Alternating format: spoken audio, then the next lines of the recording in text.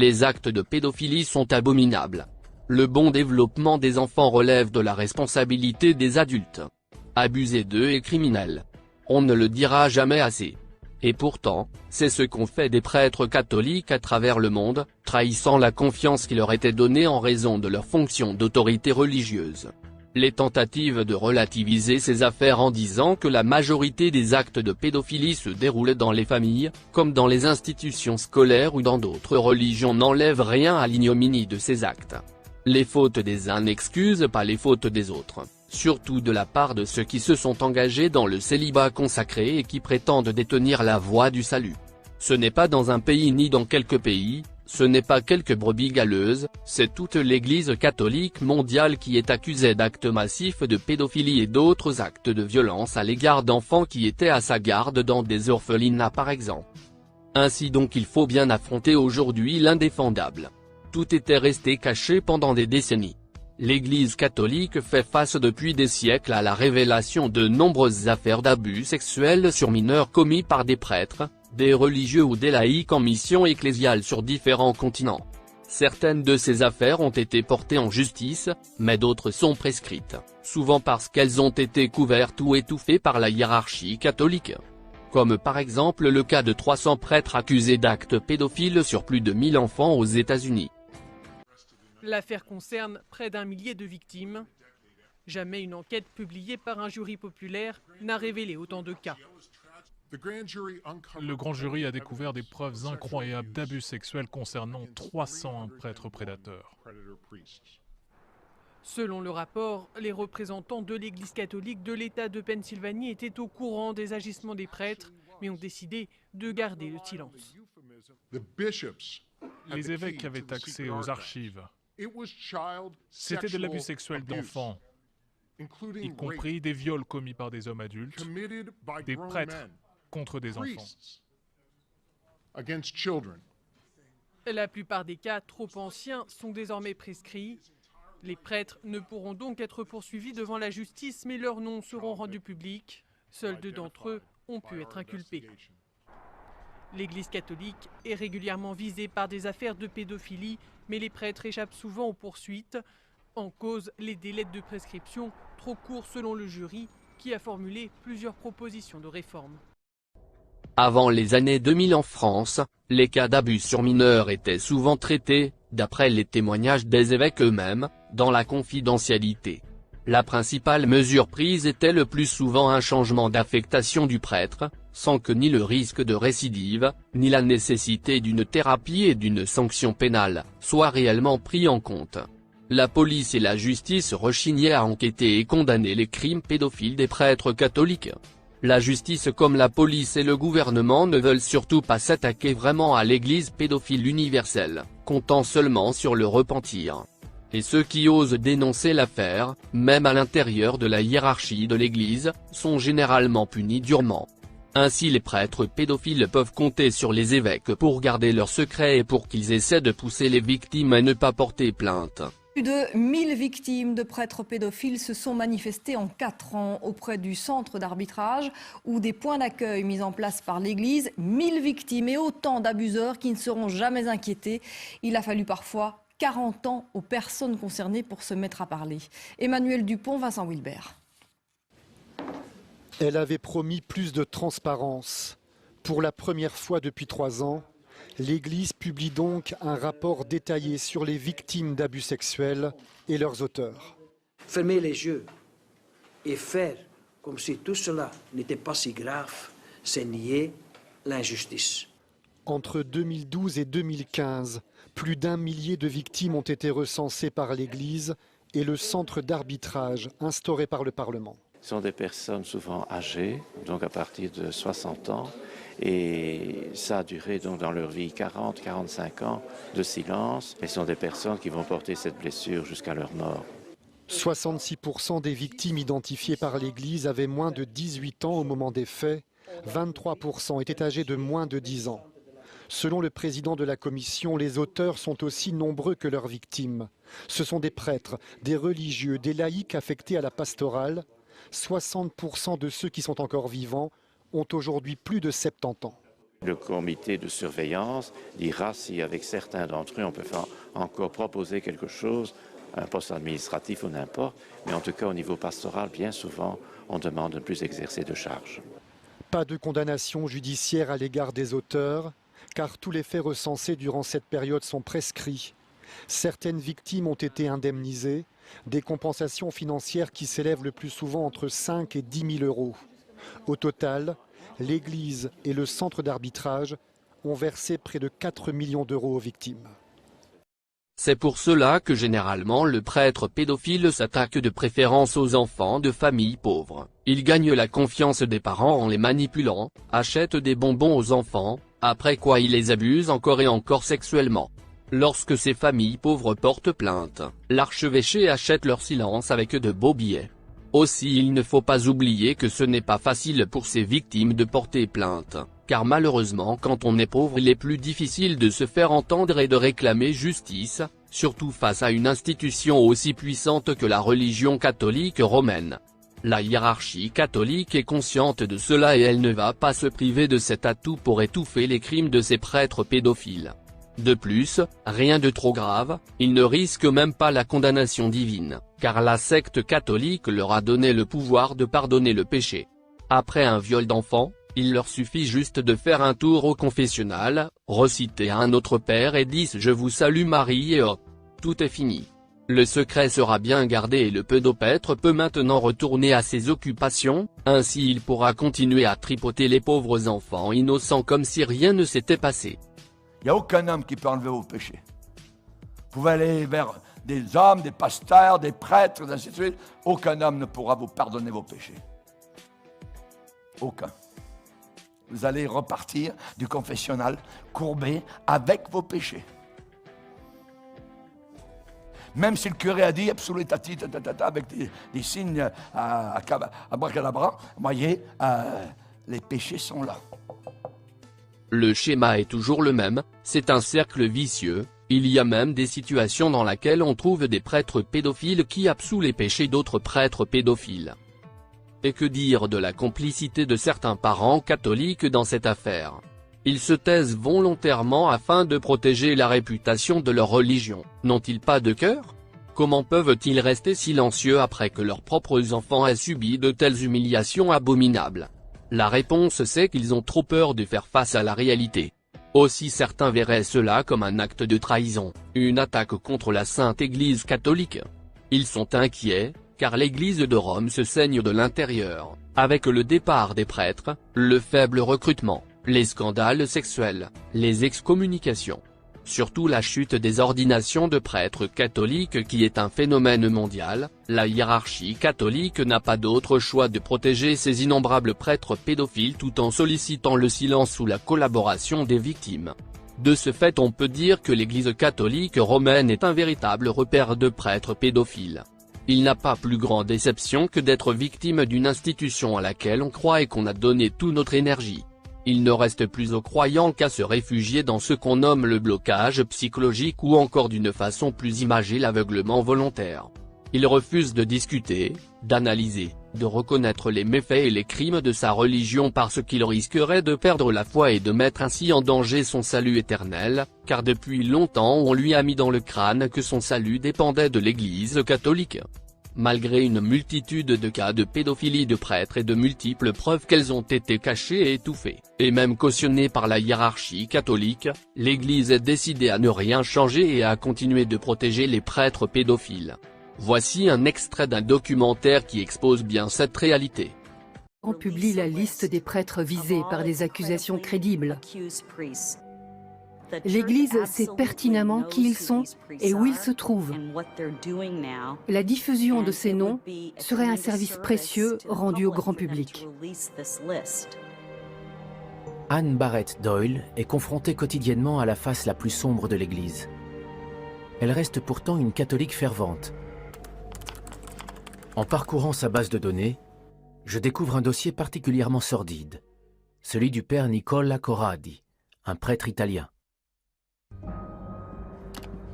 En 2009, l'homme a été accusé d'abus sexuels par un ancien élève de l'Institut Provolo de Vérone, dans le nord de l'Italie, une école catholique pour enfants sourds et malentendants.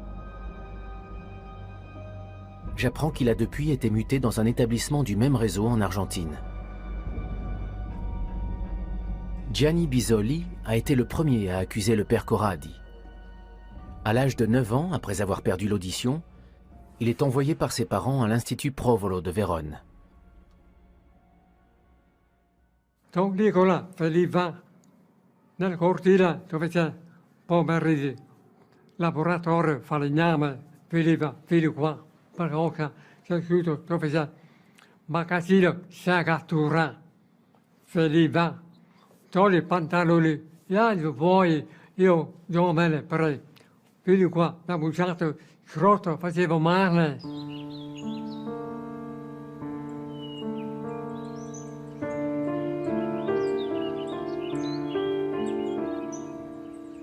Selon Gianni Bisoli, le père Corradi n'était pas un prédateur isolé. Il affirme que les agressions sexuelles étaient fréquentes à l'Institut, surtout dans les toilettes et le dortoir. Ho avuto tanta paura quando vedo il prete.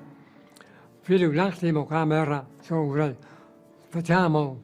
Io costretto perché non volevo pigliarmi, perché ho la mia pelle, sono costretto pantaloni, mi ha fatto somodiciate, masturbazione, sesso orale.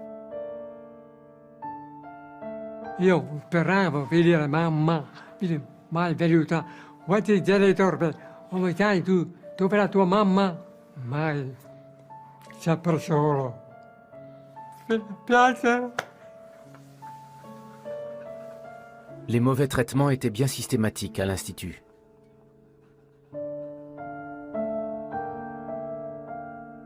En 2009, plus de 60 anciennes victimes se font connaître et dénoncent des abus sexuels et des violences.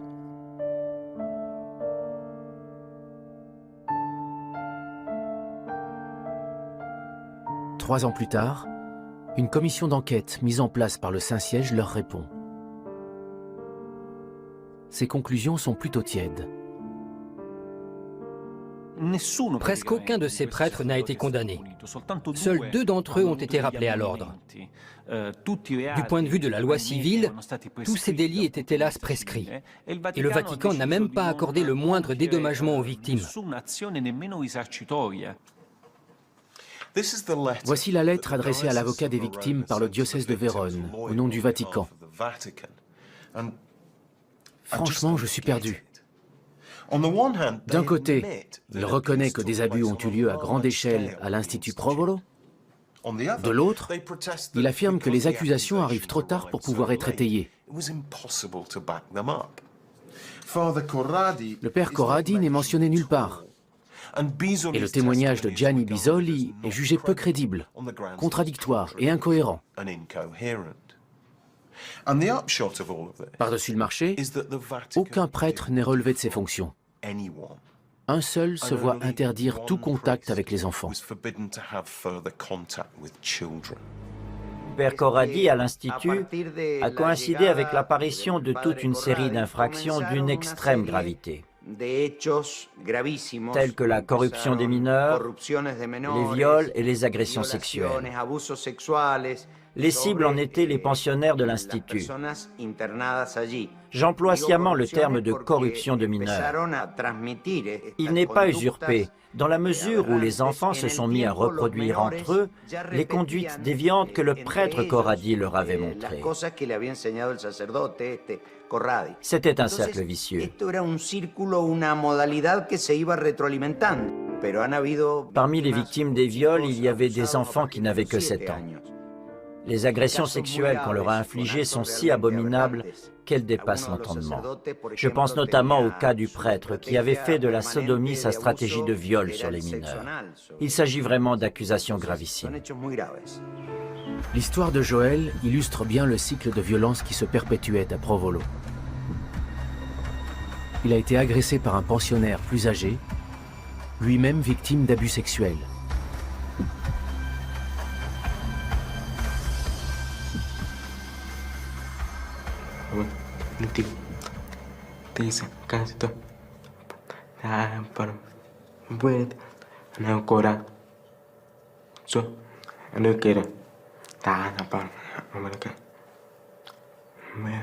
Porque pues una no tiene conmigo me tuve mi pena cuesta mana calcita suso ma para con ca si situazione.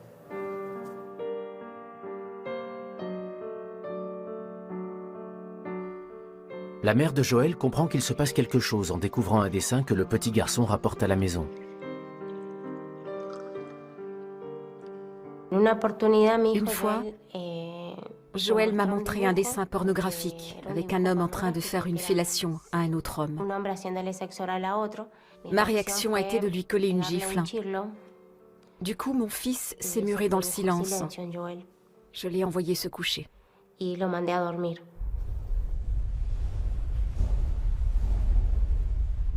Au fil des jours, j'ai remarqué qu'il avait du sang sur ses sous-vêtements. Je lui ai demandé d'où ça venait. Il m'a répondu qu'il était constipé, mais je n'en ai pas cru un mot. J'ai continué à le harceler de questions jusqu'à ce qu'il se confie à moi. Il m'a dit qu'il ne supportait plus l'idée que son tuteur avait abusé de lui. J'ai voulu savoir ce qu'il entendait par « abuser ». Joël m'a avoué qu'il avait été pénétré.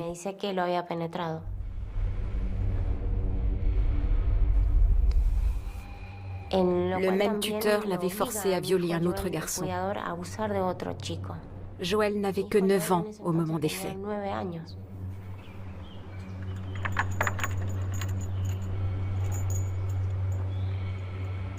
Cynthia Martinez retire son fils de l'institut et porte plainte à la police, sans aucun résultat.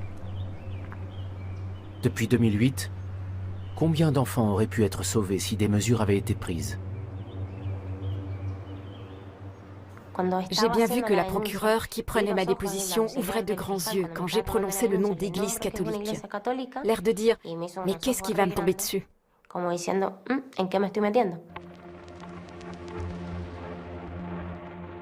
Je crois que l'Église catholique a une grande responsabilité dans ces affaires de prêtres coupables d'abus sexuels. Je pense qu'elle les couvre. Dans notre cas, du moins, c'est ce qu'elle a fait.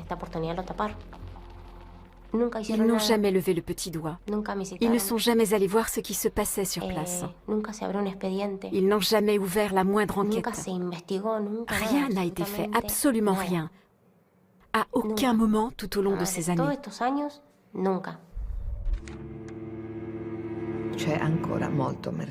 L'omerta, la loi du silence, est encore très présente.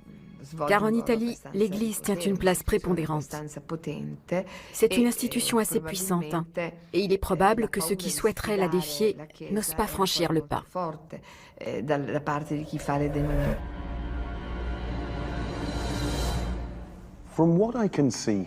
D'après ce document, entre 2004 et 2013, l'Église a traité les cas de 3420 prêtres visés par des accusations crédibles de viol ou d'agression sur mineurs.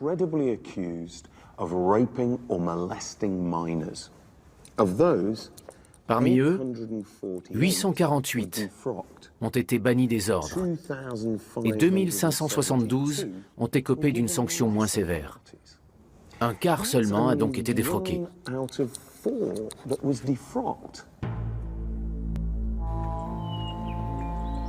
J'ai interrogé un prêtre démis de ses fonctions sous le pontificat de Benoît XVI. Il m'explique d'où lui vient son attirance pour les enfants. C'était le charme des enfants, hein, mais ça je pense que tout le monde peut, sans être attiré sexuellement, peut être ému par le charme d'un enfant. Ça n'a rien d'extraordinaire. Le problème, c'est quand cette émotion entraîne un passage à l'acte. L'ancien homme d'église a souhaité rester anonyme. Il dit s'être livré à des attouchements sur des enfants avant même son ordination.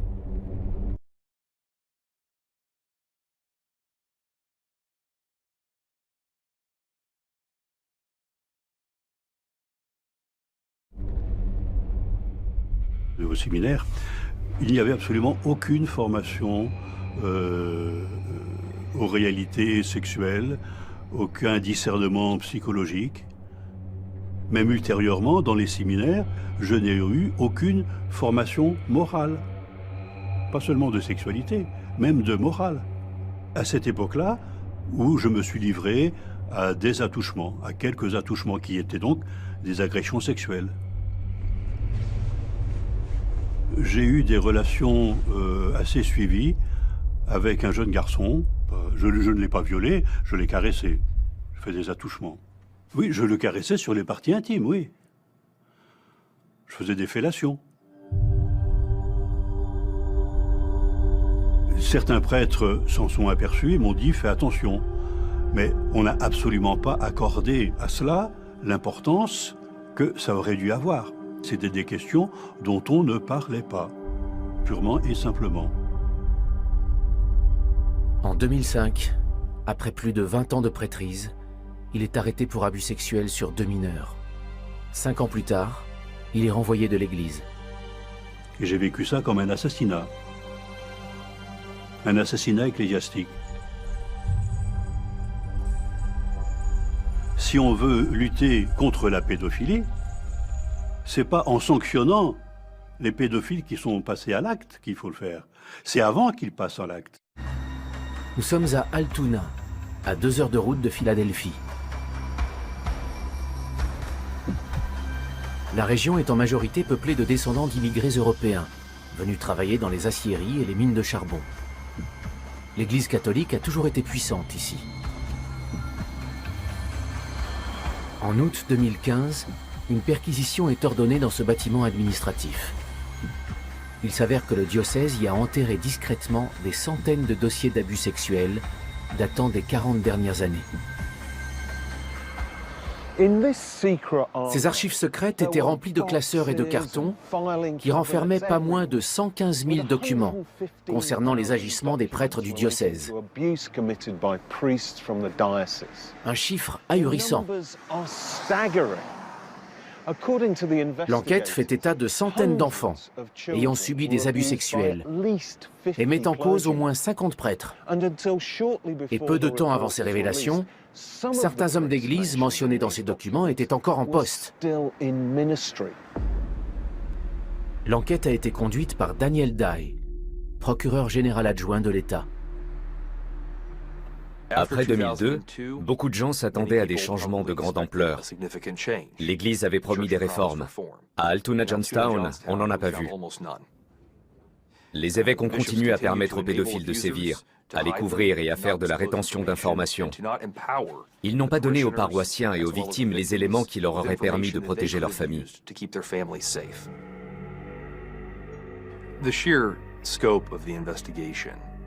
L'ampleur de l'enquête était en elle-même considérable. Le nombre de victimes écrasant, plusieurs centaines. Autrement dit, plusieurs générations de fidèles ont subi des violences de la part de leur propre clergé. Parmi les documents, figure une grille récapitulant les sommes proposées aux victimes en réparation d'abus, allant des caresses intimes aux fellations et aux viols. Appliquer un barème au traumatisme d'un enfant a quelque chose de choquant. Ces victimes n'osaient pas en parler à leur entourage. Elles pensaient qu'on ne les croirait pas en raison du pouvoir de l'institution ecclésiastique. Les payer, c'était les réduire définitivement au silence. On leur proposait parfois une assistance psychologique, mais toujours moyennant une stricte confidentialité. Elles devaient s'engager à ne rien révéler. Et chaque fois que les victimes se tournaient vers le diocèse dans l'espoir qu'on les aide, elles se retrouvaient sous une chape de plomb supplémentaire. Entre 2 postes, les prêtres coupables d'actes de pédophilie étaient envoyés dans des cliniques gérées par l'Église pour y suivre un traitement psychiatrique. Le père Gérard McGlone, psychologue clinicien, a dirigé l'un de ces établissements qui a accueilli de nombreux patients d'Altoona. C'est un spécialiste des prêtres pédophiles. À en croire les études publiées aux États-Unis ces 10 dernières années, la majorité des prêtres pédophiles n'auraient peut-être pas franchi le pas avec une formation appropriée ou une répression plus sévère des abus sur mineurs.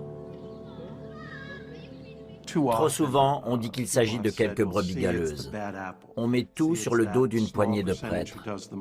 En disant ça, on passe à côté de la grande majorité des agresseurs sexuels. Et on perd de vue les changements systémiques qui s'imposent. Parce que c'est le troupeau tout entier qui est touché. À l'aube du 3e millénaire, l'Église catholique est ainsi encore un nid de pédophiles. Les prêtres coupables d'abus sexuels contre des enfants continuent apparemment à être protégés de la justice, puisque toute affaire doit être tenue secrète et traitée uniquement en interne. Et protégés de la vindicte populaire, puisque l'Église reste prête à investir des millions de dollars pour imposer le silence aux victimes de chaque clerc pédophile.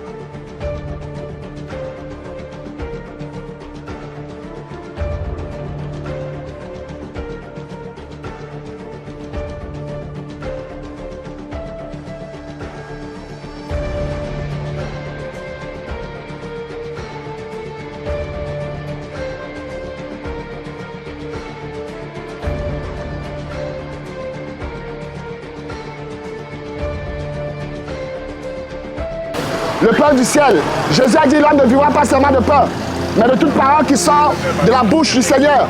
Il est temps de passer à l'éternité. Jésus a déterminé un jour où il va juger les vivants et les morts. Il est temps de se repentir de ses péchés. Il est temps de faire la paix avec le Créateur au travers de la personne de Jésus. Jésus n'a pas changé. La Bible nous dit Jésus est le même hier, aujourd'hui et éternellement. Il a déterminé un jour, bien-aimé, où il va juger les vivants et les morts. Repentez-vous de vos péchés, parce que le salaire du péché, c'est la mort. Mais le don gratuit de Dieu, c'est la vie éternelle à Jésus. Il y a un seul sauveur. Il n'y a pas d'un sauveur. Il y a un unique sauveur. Et ce sauveur, c'est Jésus-Christ. Jésus est le seul qui peut libérer les hommes. Jésus est le seul qui peut affranchir les hommes. Il est temps d'accepter Jésus. Il est temps de se repentir de ses péchés. Bien-aimé, il est temps, c'est aujourd'hui. Si tu entends sa voix, n'anticipe pas ton cœur. Parce que le Seigneur a déterminé un jour où il va juger les vivants et les morts. C'est maintenant qu'il faut faire la paix avec ton Créateur. Jésus est Seigneur. En dehors de Jésus, il n'y a pas la vie. En dehors de Jésus, il n'y a pas de salut. Le salut ne se trouve pas dans la religion. Le salut ne se trouve pas dans le catholicisme romain. Le salut ne se trouve pas dans le protestantisme. Le salut se trouve auprès de Jésus. Jésus, c'est la vie éternelle. Renoncez à vos péchés. Acceptez Jésus. Faites la paix avec votre Créateur pendant qu'il est encore temps. Parce qu'il a déterminé un jour où il va juger les vivants et les morts. Repentez-vous de vos péchés avant qu'il ne se fasse trop tard. Jésus revient. Il revient pour deux choses. Il revient pour juger. Il revient pour sauver. Mais dans quelle classe tu te trouveras? Il est temps de faire le bon choix.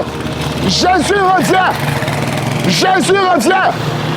Population camerounaise, jeunesse camerounaise, repentez-vous de l'impudicité, repentez-vous des convoitises, repentez-vous de l'orgueil, repentez-vous du concubinage, repentez-vous du vol, repentez-vous du mensonge, parce que le père du mensonge c'est le diable. Sortez du péché. Le salaire du péché c'est la mort, mais le don gratuit de Dieu c'est la vie éternelle à Jésus. Jésus ne veut pas que tu ailles dans le lac de feu, mais Jésus veut t'accorder la vie éternelle. Sortez du péché, acceptez Jésus. Jésus est le seul, l'unique qui peut nous sauver. En dehors de Jésus, il n'y a pas de salut. En dehors de Jésus, il n'y a pas de délivrance. En dehors de Jésus, il n'y a pas de liberté. Il a dit dans sa parole, vous connaîtrez la vérité et la vérité vous affranchira. Laisse Jésus t'affranchir. Laisse Jésus te libérer. Laisse Jésus donner un sens à ta vie. Laisse Jésus, bien-aimé, t'accorder une espérance vivante. Jésus est bel et bien vivant. Jésus est bel et bien ressuscité de mort. Jésus est bel et bien ressuscité de mort. N'endurcis pas ton cœur dans le péché. N'endurcis pas ton cœur. Il est temps de se repentir. Il est temps de se repentir de ses péchés. Oui, bien-aimé, parce que le Seigneur détermine un jour où il va juger les vivants et les morts. Chaque jour, il y a des cas d'accident. Chaque jour, il y a des cas de mort. Mais pose-toi la question, lorsque je vais mourir, où irai-je après ma mort? Lorsque je vais mourir, où ira mon âme après la mort? Repentez-vous de vos péchés. Le salaire du péché, c'est la mort. Mais le don gratuit de Dieu, c'est la vie éternelle à Jésus. Jésus sauve encore. Jésus libère encore. Il y a un seul sauveur. Ton pasteur ne peut pas te sauver. Ni ton apôtre. Il y a un seul sauveur. Et ce sauveur, c'est Jésus. Renoncez à vos mauvaises voies. Renoncez à vos mauvaises voies. Renoncez aux ténèbres. Renoncez au péché. Renoncez à la calomnie.